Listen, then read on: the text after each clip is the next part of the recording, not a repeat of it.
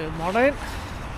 So it's a bit dark here, it's 8 in the morning. We're just going to go out and have a wee walk around Derry city centre. Stop at a few old historical things. So we'll crack on. Nice view here. There goes McGee University. It's like an old Harry Potter.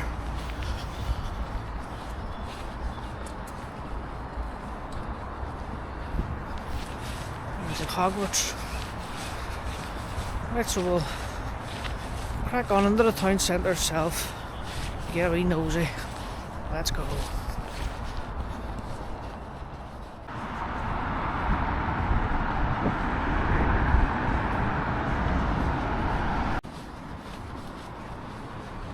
Police barracks. Don't seem like that in England. Like fortresses here.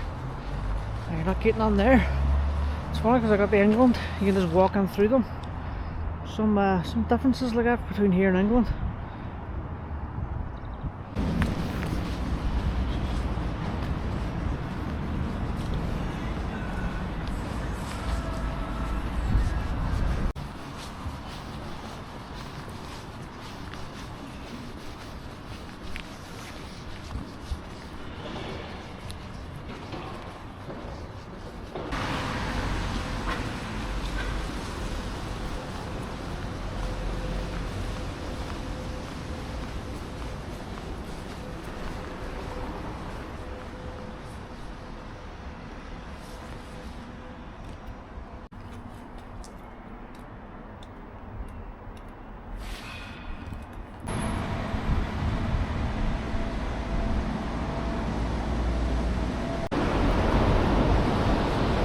And more or less the centre beside the Guildhall.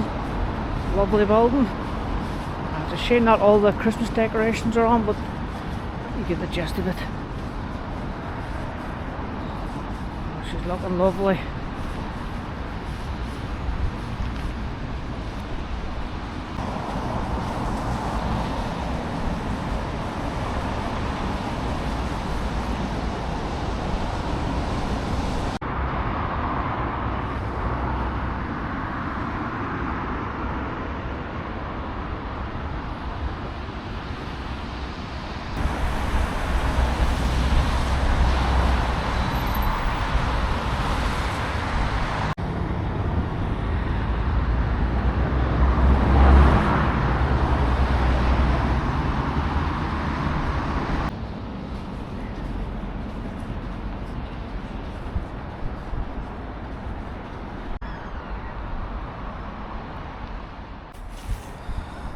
This is the Peace Bridge.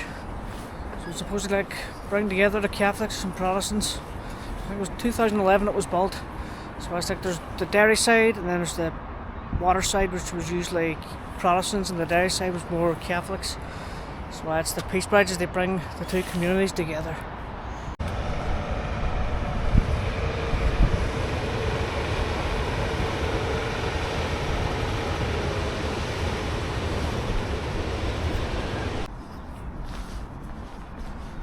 Just walking over to Ebrington Square. Used to be old Brits Army barracks. Get a wee tour in it. It's been all done. There's hotels. I think there's a brewery in there as well. It's quite nice.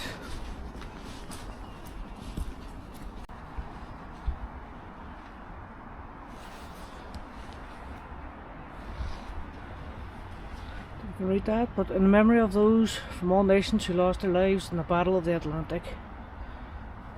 Americans, a lot of American soldiers around here during the Second World War. Derry was quite a big port back in the day.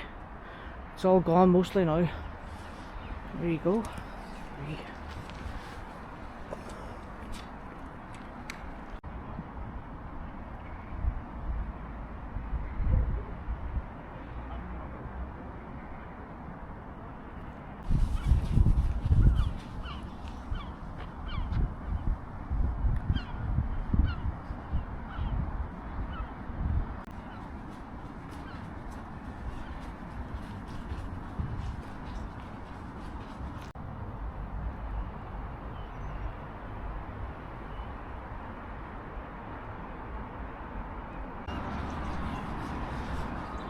the end of the Second World War, 6 or 8 German U-boats surrendered up the Foyle.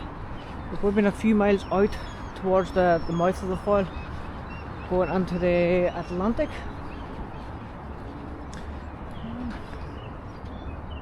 So a lot happened here during the war. As I was saying, it was a big port for the Americans coming over.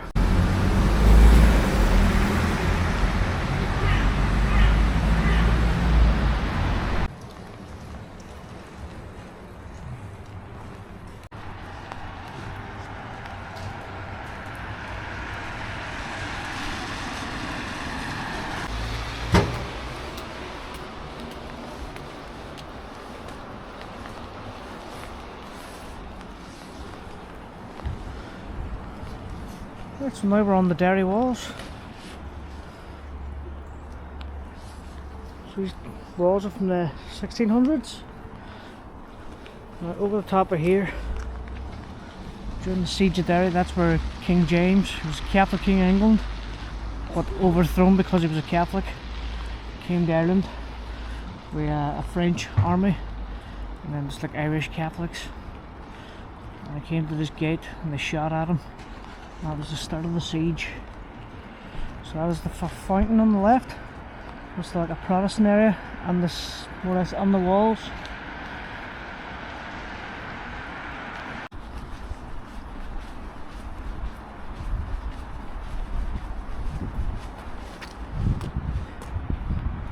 Wee bad boys, there's loads of cannons up here.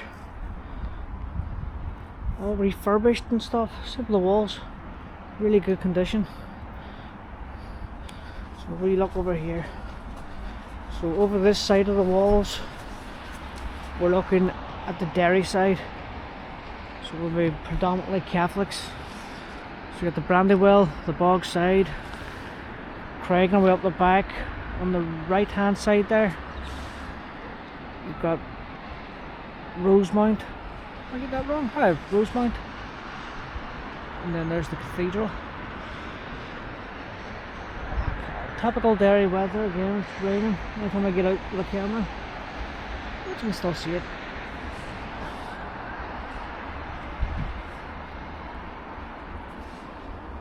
Sweet.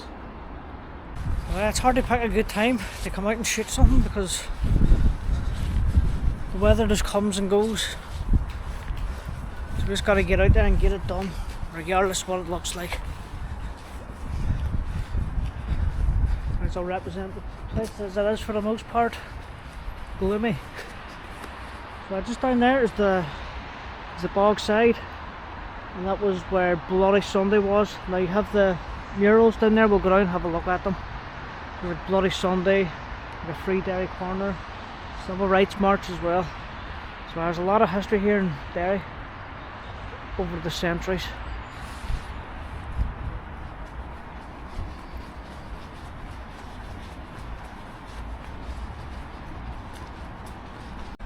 Now that big monument there, there used to be a big statue of a chap on top of it. I can't remember who it was, but it was blown up with the Ra in the 1970s, I think. Close up.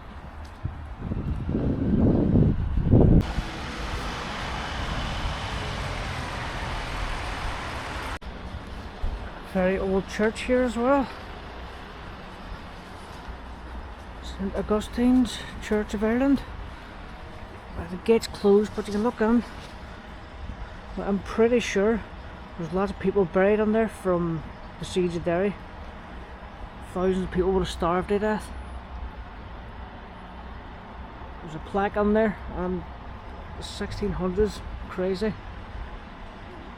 There's graves in there, hundreds of years old. Lovely wee spot. So is what the monument would have looked like back in the day. There's a figure on top of it.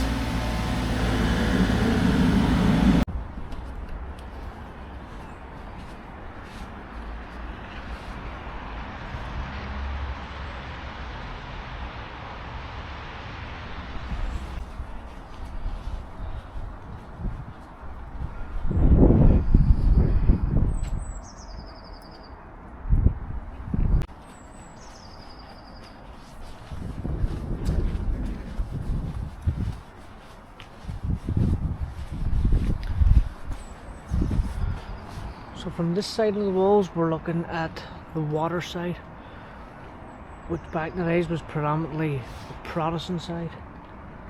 And just to the right there, that is the fountain. So it's a small Protestant community inside and close to the Derry walls.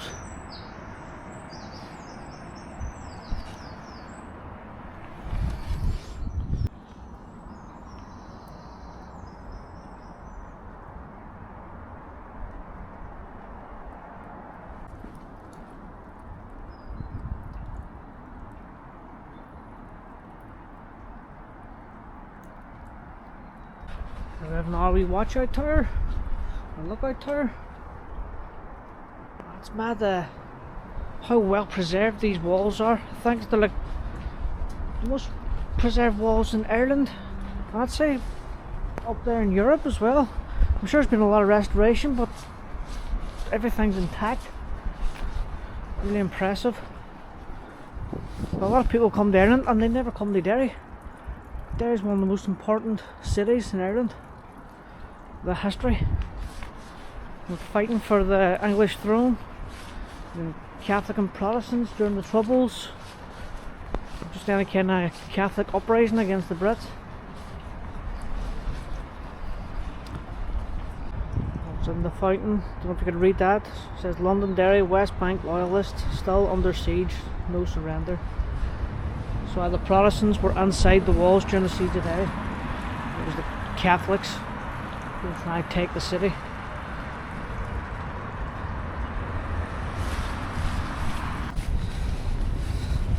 I'm a Catholic, and over the years I would never really come near anywhere inside the walls, because it was always just that divide between us and the Protestants, Catholic and Protestant, which is quite funny because English people wouldn't see it, but it's just deeply ingrained in Northern Ireland, or the north of Ireland. So the last few times I've been back home, I've went into the Protestant areas, which I never really would have done growing up, because you're sort of on one side and they're on the other side. It's a crazy place, but an amazing place to come if you want to get the history and the culture of both sides. So a bit of Protestants who came over here over the centuries, or the Irish was trying to fight back for their lands. More cannons. If you ever do the walls, you're going to have to count how many of them there is. Loads of them.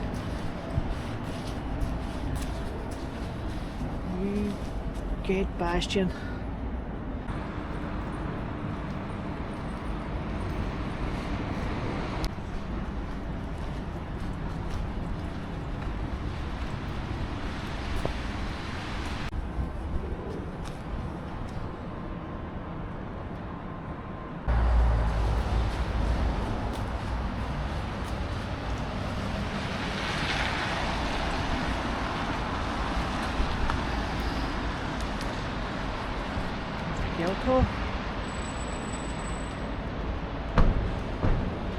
So this is Shipkey Street Gate. Now back in the day, during the siege, the water probably would have came all up here, and what ended the siege was 3 ships broke through what they called the boom, which would have been out towards the mouth of the River Foyle, and when they broke the boom they were able to come right up the Foyle, and that's when the siege ended after 105 days, I think. I'm sorry, my history's not the best in all this, but I'm giving you some of the basics.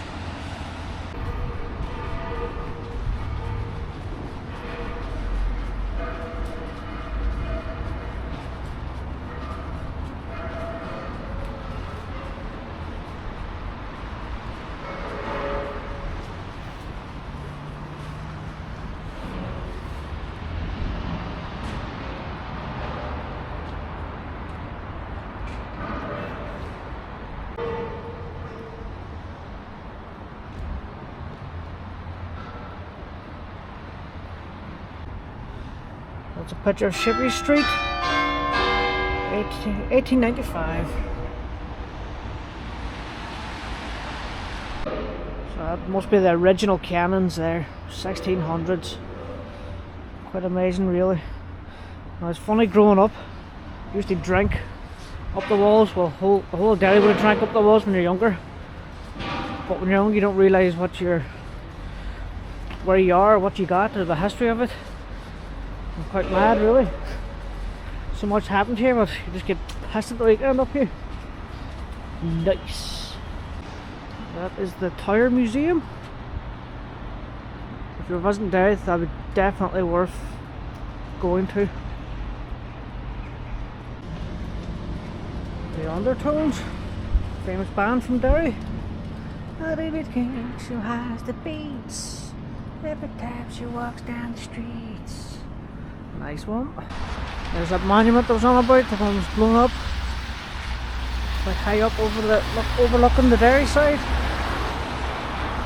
There's the Orange Hall up there.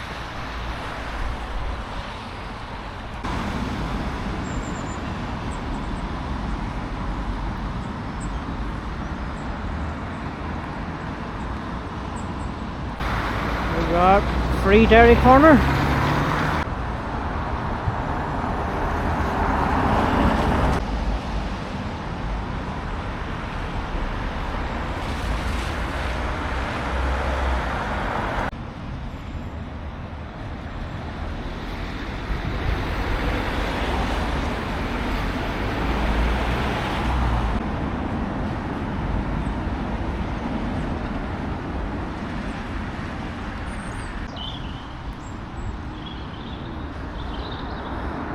Bloody Sunday victims.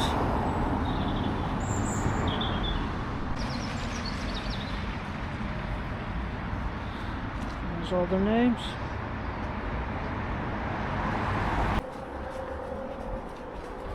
I think I'm going to end the video here. Most of this the other way, I don't know how long this has always been here. Me just being ignorant. But that one there said, in proud and loving memory, Manus Derry, murdered on this spot by the British Army, 19th May 1972, 15 years old. So it really sunk in that around here the Brits just opened fire